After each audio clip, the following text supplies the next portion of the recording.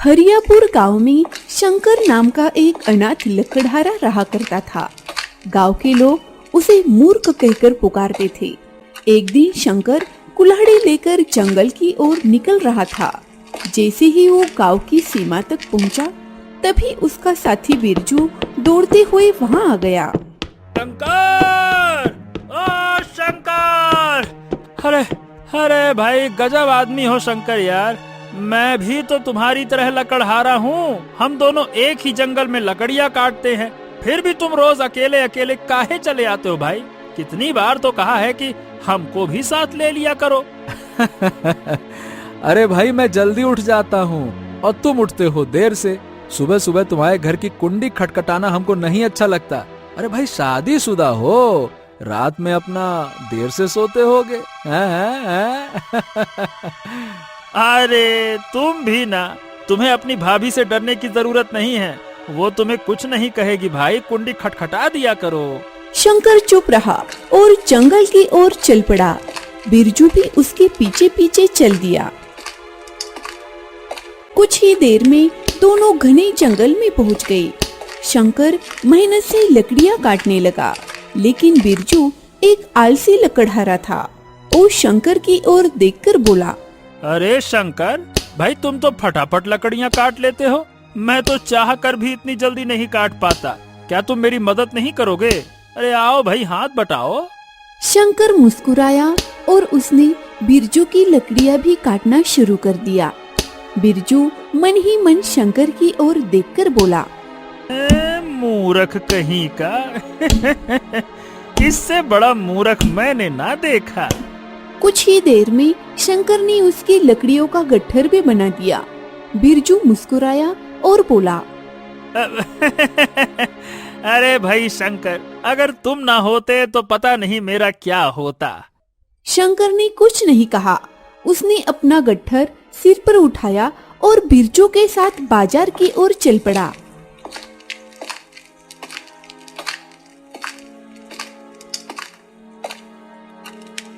कुछ देर बाद दोनों बाजार पहुंच गए और लकड़ियां बेचने लगे। तभी एक ग्राहक बिरजू के पास आया और बोला, हाँ भैया, ये लकड़ियाँ क्या भाव होंगी? ये लकड़ियाँ भैया, ये सिर्फ 20 मुद्राओं में आप ले जाओ। अरे नहीं नहीं भाई, तुम बहुत ही महंगे दाम में लकड़ियाँ बेच रहे हो। मैं शंकर से खरीद लूंगा। वो ग्राहक और कोई नहीं बल्कि गांव का ही रहने वाला रतन था। अरे अरे, सुनो सुनो सुनो, मेरी बात तो सुनो रतन भाई। शंकर भी 20 मुद्राओं से कम तुम्हें नहीं देगा। ओहो, ठीक है, फिर भी मैं लकड़ियाँ शंकर से ही खरीदूंगा। हाँ हाँ हाँ हाँ, मैं जानता हूँ तुम ऐसा काहे बोल रहे हो। काहे कि शंकर ही पूरे गांव में सबसे बड़ा मूर्ख है और तुम जरूर उसकी मूर्खता का फायदा उठाने की सोच रहे हो, है ना? रतन चुपचाप मुस्कुराया और शंकर के पास चला गया। ए शंकर, तुम्हारी लकड़ियाँ क्या भाव है भैया? मैं तुम्हें इन्हें 20 मुद्राओं में दे दूंगा। अच्छा, देखो भाई, मैं तुम्हारी लकड़ियाँ खरीद लूंगा, लेकिन इस समय मेरे पास धन नहीं है। अगर तुम मुझे कल तक के लिए उधार दे देते हो तो मैं तुम्हें 25 मुद्राएं दूंगा। बोलो। अरे भाई, अगर उधार मांग रहे हो तो ले जाओ। मुझे तुमसे 5 मुद्राएं ज्यादा नहीं चाहिए। कल तुम मुझे 20 मुद्राएं ही दे देना, बस इतना ही चाहिए। ये सुनकर रतन मुस्कुराया और लकड़ियां लेकर चला गया। रतन के जाते ही बिरजू शंकर के पास आया। ए शंकर, ए भाई, तुमने उसको लकड़ियाँ उधार में काहे दे दी हैं? अरे कोई बात नहीं, कल वो मुझको पैसे दे देगा और फिर कल मैं उसको और लकड़ियाँ बेचूंगा। तब मेरी आमदनी 40 मुद्राओं की हो जाएगी। हाँ। इतना सुनते ही बिरजू मन ही मन हंस पड़ा और बोला,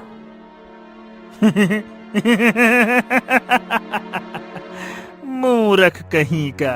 शंकर चुपचाप घर की ओर लौट गया। अगले दिन शंकर फिर लकड़ियां लेकर बाजार में बैठा था। तभी उसकी नजर रतन पर पड़ी। शंकर तुरंत उसके पास गया और रतन से बोला, ओ रतन, ए भाई मेरी 20 मुद्राएं तो दे दो, तुमने कल का ही समय मांगा था। ये सुनकर रतन क्रोधित हो गया। कौन सी 20 मुद्राएं? अरे बकवास बंद कर। जो लकड़ियां तूने दी थी वो सारी की सारी गीली थी। पूरे घर में धुआं ही धुआं भर गया, सब बदबू कर रहा है, एक भी ठीक से नहीं जली। मैं तो सोच रहा था कि उल्टा तुझसे पैसे मांगूं मेरा घर साफ करने के लिए, जो तेरी लकड़ियों की वजह से गंदा हो गया है। ये सुनकर शंकर भी क्रोधित हो गया। ए भाई रतन, ये बात गलत है। कल तो बारिश भी नहीं हुई, तुम साफ साफ झूठ बोल रहे हो। अरे मैं कहता हूँ दफा हो जा यहाँ से, मैं कोई झूठ नहीं बोल रहा, चल निकल यहाँ से। शंकर मुंह लटकाए बैठ गया। उसे देखकर बिरजू फिर से मन ही मन बोला, जा। मूर्ख कहीं का, क्या जरूरत थी उसे उधार देने की। गांव वाले सही कहते हैं, ये सच में मूर्ख है, मूर्ख। शंकर ने कुछ नहीं कहा और लकड़ियां बेचकर चुपचाप अपने घर लौट गया। अगले दिन शंकर का साथी मित्र बिरजू गांव की चौपाल पर खड़ा होकर शंकर का मजाक उड़ा रहा था। वहाँ पर गांव का मुखिया बैठा था और मुखिया की पुत्री राधा भी पास में खड़ी थी। मुखिया जी, हमारे गांव का सबसे बड़ा मूर्ख अगर कोई है तो वो शंकर है। अब आप ही बताइए, उसे रतन को उधार में लकड़ियां देने की क्या जरूरत थी, हैं? अब भाई रतन के बारे में कौन नहीं जानता, वो कभी किसी का उधार लौटाता है क्या? नहीं लौटाता। अरे भाई, शंकर को तो कोई भी मूर्ख बना सकता है। इतने में गांव की बुजुर्ग गंगा ताई वहाँ आ गई। बिरजू, तुम्हें शंकर का मजाक नहीं उड़ाना चाहिए, वो तुम्हें अपना दोस्त मानता है। गंगा ताई, दोस्त तो वो है, लेकिन उसकी मूर्खता के कारनामे देखकर मैं हंसे बिना रह ही नहीं पाता। तभी राधा ने गंगा ताई से कहा, गंगा ताई, शंकर को तो बड़ी आसानी से बेवकूफ बनाया जा सकता है। ये सुनकर गंगा ताई क्रोधित हो गई। राधा, तुम तो मुखिया की पुत्री हो, तुम्हें तो कम से कम ऐसी बातें नहीं करनी चाहिए। शंकर बहुत ही सीधा साधा लड़का है। तभी वहाँ पर शंकर आ पहुँचा। उसने मुखिया, राधा, गंगाताई और बिरजू को खड़े देखकर चौंक कर पूछा, अरे क्या बात है, तुम सब यहाँ क्यों खड़े हो? राधा ने झट से उत्तर दिया, दरअसल शंकर, आज सुबह ही हमारी बकरी गुम हो गई है। हम सब इसी के बारे में चर्चा कर रहे थे। लगता है कि वो जंगल की ओर भाग गई है, शायद किसी जंगली जानवर का शिकार बन गई हो। हे भगवान, फिर तो उसका मिलना बहुत जरूरी है। अच्छा तुम चिंता मत करो, मैं उसे ढूंढ कर लाता हूँ। इतना कहकर शंकर वहाँ से चला गया। उसके जाते ही राधा गंगा ताई से मुस्कुरा कर बोली, देखा गंगा ताई, मैंने कहा था ना, शंकर को कोई भी मूर्ख बना सकता है। वो पूरी बात सुने बिना ही जंगल की ओर चल पड़ा, इसे ही तो मूर्ख कहते हैं ना। गंगा ताई बेचारी चुप रह गई। कुछ देर बाद शंकर थका हारा लौटा और राधा से कहा, हाँ राधा, मैंने पूरे गांव के चारों ओर देखा, लेकिन तुम्हारी बकरी का नामो निशान तक नहीं मिला। ये सुनकर राधा हंस पड़ी। क्योंकि मेरी बकरी तो मेरे घर पर ही थी। मूर्ख, आने से पहले तुमने हमारे चेहरे को गौर से क्यों नहीं देखा? हम सब तुम्हारे बारे में ही बात कर रहे थे और यही कह रहे थे कि तुमसे बड़ा मूर्ख इस गांव में और कोई नहीं है। अरे देखो भाई, मेरी बिटिया सही कह रही है शंकर, तुम्हें थोड़ी बहुत चतुराई लानी चाहिए। ऐसे मूर्ख मूर्ख बन के जीवन जीने से क्या हो जाएगा। इतना कहकर राधा मुखिया के साथ चली गई। बिरजू भी वहाँ से चला गया। गंगा ताई शंकर को देखकर दुखी हो गई और बोली, शंकर, तू आखिर कब चतुर बनेगा? जब गांव वाले तेरा मजाक उड़ाते हैं तब मुझे बहुत बुरा लगता है। तुझे क्या जरूरत थी रतन को लकड़ियां उधार देने की, हाँ? और जब लोग तेरे मुंह पर मूर्ख कहकर चले जाते हैं तब भी तो तू कुछ नहीं कहता, क्यों? शंकर हल्की मुस्कान के साथ बोला। गंगा ताई, दरअसल मैं इन गांव वालों से ना इसलिए कुछ नहीं कहता क्योंकि बचपन में जब मैं अनाथ था तो इन्हीं गांव वालों की बदौलत ही मैं पलकर बड़ा हुआ हूँ। मैं इन्हें अपना उपकार मानता हूँ और इन्हीं के एहसान की वजह से मैं चुप रहता हूँ। अब बताइए भला, ये नहीं होते तो मैं कैसे जिंदा रहता? और जिसने जिंदगी दी है उन लोगों का क्या बुरा मानना। इतना कहकर शंकर वहाँ से चला गया। गंगा ताई भी अपने घर। अगले दिन शंकर और बिरजू मिलकर जंगल में लकड़ियाँ काट रहे थे। तभी बिरजू मुस्कुराते हुए शंकर से बोला।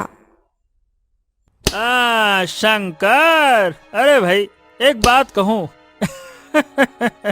कुछ भी कहो, कल मुखिया जी की बेटी राधा ने तुम्हारे साथ ठीक नहीं किया। अरे भाई, उसे तुम्हारे साथ ऐसा मजाक नहीं करना चाहिए था। शंकर ने कुछ नहीं कहा और चुपचाप लकड़ियाँ काटता रहा। लगता है कल की घटना से नाराज है। जैसे भी हो मुझे इसे मनाना पड़ेगा, नहीं तो आज सारी की सारी लकड़ियाँ मुझे ही काटनी पड़ेगी। रुक जा बेटा। बिरजू कुछ कहने ही वाला था कि तभी अचानक एक पक्षी उड़ता हुआ वहाँ आ गया। उसकी आंखें लाल रंग की थी। वो सीधे शंकर और बिरजू की ओर घूरकर देखने लगा। पक्षी का इस तरह से घूरना शंकर को बड़ा ही विचित्र लगा। शंकर ने बिरजू से कहा, ए बिरजू, ये पक्षी तो बड़ा ही विचित्र लग रहा है। हाँ शंकर, तुम सही कह रहे हो। ऐसा पक्षी तो हमने इस जंगल में कभी नहीं देखा। देखो तो सही, इसकी आंखें कैसे चमक रही हैं और लगता है जैसे ये हमारी भाषा को समझ रहा हो। हाँ, तुम सही कह रहे हो। अब मुझे तो इसको देखकर डर लग रहा है। तभी अचानक वो पक्षी मनुष्य की भाषा में बोला, तुम दोनों डरो मत। अगर तुम दोनों मेरा बताया हुआ कार्य करोगे तो मैं तुम्हें धनवान बना दूंगा। पक्षी को मनुष्य की आवाज में बोलते देख शंकर और बिरजू दोनों बुरी तरह से डर गए। ए बिरजू, मैंने तो जीवन में पहली बार किसी पक्षी को इंसानी भाषा में बोलते हुए देखा है। ये कोई साधारण पक्षी हो ही नहीं सकता। हमें इसकी बात नहीं माननी चाहिए। पता नहीं मायावी, पिशाच, जादुई चुड़ैल क्या हो ये। तभी पक्षी ने बिरजू की ओर देखते हुए कहा, इसकी बातों में मत आओ। मैं तुम्हारा कोई नुकसान नहीं करूंगा। बताओ, क्या तुम धनवान नहीं बनना चाहते? मैं काफी समय से देख रहा हूँ कि तुम रोज मेहनत से लकड़ियाँ काटते हो। क्या तुम नहीं चाहते कि तुम्हारे पास इतना धन हो कि तुम्हें कभी काम करने की जरूरत ही ना पड़े? बोलो। ये सुनकर बिरजू के मन में लालच जाग उठा। ये बताओ, ऐसा कौन सा कार्य करवाना चाहते हो? बहुत मुश्किल काम नहीं है। यहाँ से थोड़ी दूर पे एक लाल वृक्ष है। उसकी डाल काटकर मुझे लाकर दे दो। इसके बदले में मैं तुम्हें सोने की इतनी मुद्राएं दूंगा जिसकी तुमने कभी कल्पना भी नहीं की होगी। ये सुनकर बिरजू की आंखों में और लालच की चमक आ गई। ए बिरजू, इस पक्षी की बातों में मत आओ। चालाक लग रहा है मुझे ये। अरे मुझे तो ये एक नंबर का मूर्ख लगता है, लेकिन तुम चतुर दिखाई देते हो। देखो, जंगल के इस हिस्से में कोई मनुष्य नहीं आता। मैं काफी समय से केवल तुम दोनों को ही यहाँ पे देख रहा हूँ। सोचा तुम्हारी मदद कर दूं। मुझे इसकी बातों में सच्चाई लग रही है शंकर। मैं इसका ये काम कर ही देता हूँ। वैसे भी मैंने लाल वृक्ष के बारे में सुन रखा है और ये केवल उसकी डगाल काटने को कह रहा है। ठीक है, कर देते हैं, क्या दिक्कत है। शंकर ने मना करने की बहुत कोशिश की, लेकिन बिरजू नहीं माना और पक्षी से कहा, देखो, मैंने लाल वृक्ष के बारे में सुना तो है, अब ये है कहाँ मैं ये नहीं जानता। अगर तुम मुझे वहाँ पहुँचा दो तो मैं तुम्हारा काम कर दूंगा। अच्छा, तो फिर आओ मेरे साथ, चलो। बिरजू पक्षी के पीछे पीछे चल पड़ा। कुछ ही देर में वे तालाब के किनारे पहुँच गए, जहाँ पर लाल वृक्ष खड़ा था। उसके पत्ते भी लाल रंग के थे। बिरजू ने तुरंत कुल्हाड़ी से उसकी डाल काट दी। अगले ही पल पक्षी की आंखों से रंग बिरंगी किरणें निकली और वहाँ सोने की मुद्राओं का ढेर प्रकट हो गया। ये देखकर बिरजू बहुत खुश हो गया। वो मुस्कुराते हुए बोला, यहाँ आते हुए मुझे शंकर की बात याद आ रही थी कि कहीं मैं कोई गलती तो नहीं कर रहा। अरे वाह वाह वाह, लेकिन अब तो पक्का विश्वास हो गया कि शंकर मूर्ख है, मूर्ख। अच्छा हुआ वो यहाँ नहीं आया, नहीं तो ये धन मुझे उसके साथ बांटना पड़ता। हाँ, ये धन ले जाओ और याद रखना अब कभी इस जंगल में मत आना। जाओ। हाँ ठीक है, अब भला मैं जंगल में क्यों आने लगा, मैं तो धनवान हो गया हूँ। बिरजू सैकड़ों मुद्राएं उठाकर सीधे अपने गांव लौट आया। वहाँ उसने मुखिया को सारी घटना सुनाई और कहा, मुखिया जी, मजा आ गया, अब मैं गरीब नहीं रहा। अरे मैं धनवान बन चुका हूँ, धनवान। मुखिया मुस्कुराकर बोला, अरे वाह भाई, वाह वाह वाह वाह। किस्मत का खेल है बिरजू, तुम्हारी किस्मत में धन लिखा था सो तुम्हें मिल गया। और वही शंकर, वो भी तो वहीं खड़ा था, उसने अपनी मूर्खता से सब गंवा दिया। इतने में शंकर वहाँ आ पहुँचा। उसने बिरजू से कहा, अरे बिरजू, तू यहाँ है? अरे भाई, मैं तुझे जंगल में ढूंढता फिर रहा था। मुझे लगा कि कहीं तुम किसी खतरे में ना पड़ गए हो, इसी डर से आज मैंने लकड़ियां भी नहीं काटी। लेकिन बिरजू हंसकर बोला, अरे शंकर, वो पक्षी सही कह रहा था। अरे भाई, उसने मुझे ढेर सारी मुद्राएं दी हैं, मुद्राएं। अगर तुमने भी उसकी बात मानी होती ना, तो तुम भी धन के भागीदार होते। लेकिन तुम ठहरे एक नंबर के मूर्ख आदमी, इसीलिए अब तुम्हारा धन में कोई हिस्सा नहीं है। शंकर गहरी सोच में डूब गया। उसने मुखिया की ओर देखकर कहा, हाँ मुखिया जी, पता नहीं क्यों पर मुझे लगता है कि वो पक्षी कोई रहस्यमयी पक्षी था। मुझे लगता है कि बिरजू को उसकी बात नहीं माननी चाहिए थी। बाकी अब भगवान जाने। चल, मैं चलता हूँ। इतना कहकर शंकर वहाँ से चला गया और थोड़ी ही देर में पूरे गांव में ये चर्चा फैल गई कि शंकर ने अपनी मूर्खता की वजह से ढेर सारा धन खो दिया और बिरजू ने अपनी चतुराई से रातों रात धनवान बनने का सौभाग्य पा लिया। अगले दिन शंकर अकेले जंगल गया। उसने चारों ओर देखा और अपने आप से कहा, बाप रे बाप, न जाने क्यों आज बड़ा ही विचित्र सा सन्नाटा पसरा हुआ है। खैर, जो भी हो, अब तो मुझे अकेले ही लकड़ियां काटनी पड़ेंगी, क्योंकि बिरजू तो अब धन बना चुका है। इतना कहकर शंकर लकड़ियां काटने लगा। तभी अचानक एक चूहिया वहां पर आ गई और शंकर की ओर घूरने लगी। उसकी आंखों में आंसू थे। चूहिया का इस तरह से रोना शंकर को बड़ा ही विचित्र लगा। अचानक चूहिया इंसानी आवाज में बोली, मेरी मदद करो शंकर। ये सुनकर शंकर चौंक गया और डर भी गया। हे भगवान, कल एक पक्षी इंसानी आवाज में बात कर रहा था और आज एक चूहिया इंसानी आवाज में बोल रही है। ये जंगल तो बड़ा ही रहस्यमयी होता जा रहा है। कौन हो तुम? मुझसे डरो नहीं, मैं तो तुमसे मदद मांग रही हूँ। मुझ पर दया करो, मैं बड़ी मुश्किल से कैद से भाग आई हूँ। चूहिया की आवाज सुनकर शंकर को ना जाने क्यों उस पर तरस आ गया। हो, कौन हो तुम और किसकी कैद से भागी हो? मुझे एक राक्षस ने जादू से इस रूप में बांध रखा है। ये सुनकर शंकर चौंक गया और बोला, ओ, तो इसका मतलब तुम चूहिया नहीं बल्कि कोई और हो। तो फिर तुम्हारा असली रूप कौन सा है?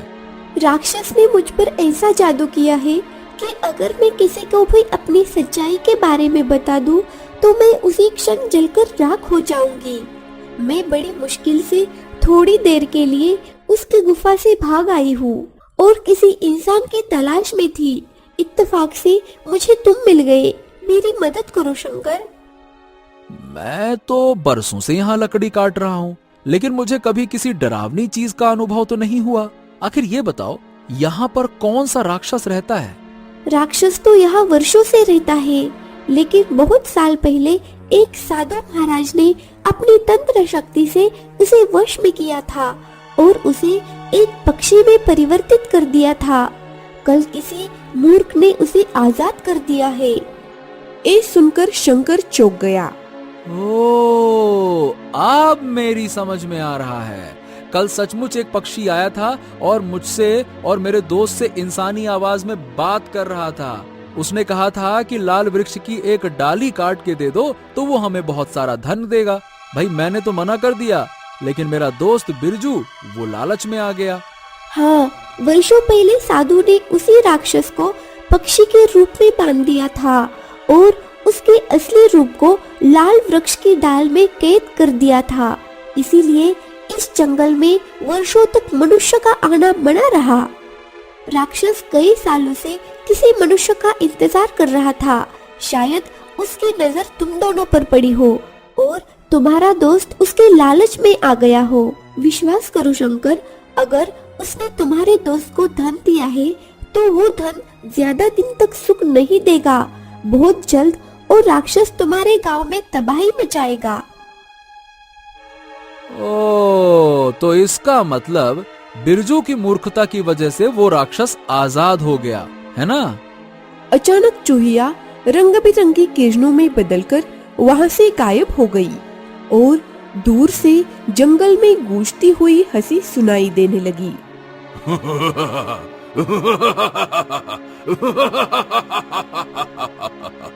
मूर्ख इंसान! ये सुनकर शंकर के रोंगटे खड़े हो गए। वो डर के मारे वहां से भाग गया और सीधे अपने घर आ पहुंचा। घर पर शंकर मन में बार बार उस चूहिया का विचार करता रहा। सुबह के समय कुल्हाड़ी उठाकर अपने आप से बोला, हाँ, मुझे अब इस रहस्य का पता लगाना चाहिए। कहीं वास्तव में बिरजू की मूर्खता की वजह से वो राक्षस आजाद न हो गया हो। इतना कहकर शंकर जंगल की ओर रवाना हो गया और चूहिया को ढूंढने लगा। तभी अचानक उसके कानों में एक तेज आवाज गूंजी। कौन हो तुम और इस जंगल में क्या कर रहे हो? चले जाओ यहाँ से, अब ये जंगल सुरक्षित नहीं है। शंकर ने पीछे पलटकर देखा, एक साधु खड़े थे। क्या तलाश रहे हो तुम यहाँ पे? शंकर ने साधु को सारी घटना सुना दी। ओह, इसका मतलब उस लकड़हारे ने राक्षस को आजाद कर दिया और वो राक्षस एक गुफा में रहता है। साधु महाराज, तो फिर मुझे उसकी गुफा का पता बताइए, मैं राक्षस का अंत करूंगा। अच्छा, क्या तुम्हें राक्षस से डर नहीं लगता? साधु महाराज, मैं अपनी आंखों के सामने अपने गांव वालों को मरते हुए नहीं देख सकता, और फिर मैं उस चूहिया की भी मदद करना चाहता हूँ। साधु की आंखों से रंग बिरंगी किरणें निकली जो सीधी शंकर की कुल्हाड़ी पर पड़ी। ओम नमः शिवाय। लो बेटा, अब ये तुम्हारी कुल्हाड़ी साधारण नहीं रही, ये जादुई शक्तियों से भर गई है। अपनी आंखें बंद करो और जब तुम आंखें बंद करोगे तो स्वयं को राक्षस की गुफा के सामने पाओगे। राक्षस पर सीधे इस कुल्हाड़ी से वार करना। ओम। इतना कहकर साधु ने मंत्र पढ़े और दोनों रंग बिरंगी किरणों में लुप्त हो गए। कुछ देर बाद वे एक गुफा में प्रकट हुए। वहाँ वही चूहिया बैठी थी और राक्षस उसकी ओर घूर रहा था। अचानक साधु और शंकर को प्रकट होते हुए देखकर राक्षस चौंक गया और गुस्से से बोला, अरे तू तो वही है ना जो अपने दोस्त को मेरे बताए कार्य को करने से रोक रहा था? मूर्ख इंसान! मूर्ख शब्द सुनकर शंकर का खून खोल उठा। और अब यही मूर्ख इंसान तेरा अंत करेगा। इतना कहते ही शंकर ने जादुई कुल्हाड़ी से राक्षस पर वार कर दिया। अचानक राक्षस चीखने लगा। ये कैसे हो सकता है? ये कैसे हो सकता है? कुछ ही क्षणों में राक्षस जलकर राख हो गया और उसी पल चूहिया रंग बिरंगी रोशनी में बदलकर एक सुंदर राजकुमारी में परिवर्तित हो गई। राजकुमारी को देखकर शंकर दंग रह गया। कुछ वर्ष पहले मैं अपने पिता के साथ इस जंगल में घूमने आई थी। राक्षस ने मुझे देखकर विवाह की इच्छा जताई। मेरे पिता ने मना कर दिया। राक्षस क्रोधित हो गया। तभी यही साधु महाराज प्रकट हुए और उन्होंने उसे पक्षी में परिवर्तित कर दिया। और जब तुम्हारे दोस्त ने अपनी मूर्खता में उसे आजाद कर दिया तो वो सबसे पहले राजकुमारी के पास गया। उसने फिर से विवाह की इच्छा जताई। राजकुमारी ने मना किया तो उसने गुस्से में राजकुमारी को चूहिया बना दिया और यहाँ ले आया। लेकिन किस्मत से राजकुमारी भाग निकली और तुमसे मिली। और आज आज तुम्हारी वीरता से राक्षस का अंत हुआ। शाबाश। क्या तुम मुझसे विवाह करोगे? अब राजकुमारी, मैं तो एक साधारण सा लकड़हारा हूँ। नहीं शंकर, तुम साधारण नहीं हो। तुम्हारा मन सोने की तरह शुद्ध है। तुम वीर भी हो और तुमने मेरी जान बचाई है। शंकर मुस्कुराया और राजकुमारी के साथ गांव लौटा। साधु ने गांव वालों के सामने शंकर की वीरता का बखान किया। गांव वाले जो उसे मूर्ख समझते थे शर्मिंदा हो गए। वही राक्षस का अंत होते ही बिरजू की सारी स्वर्ण मुद्राएं मिट्टी में बदल चुकी थी। ए बिरजू, तुम्हारे नसीब में बस थोड़े से धन का सुख लिखा था, लेकिन शंकर के नसीब में राजकुमार बनना लिखा था। हम सब देखो उसे मूर्ख समझते थे, लेकिन असल में शंकर सबसे चतुर और वीर निकला। अरे देखो भाई, जिसे हम मूर्ख समझते थे वही अपनी चतुराई और बहादुरी से राजकुमार बन गया। और बिरजू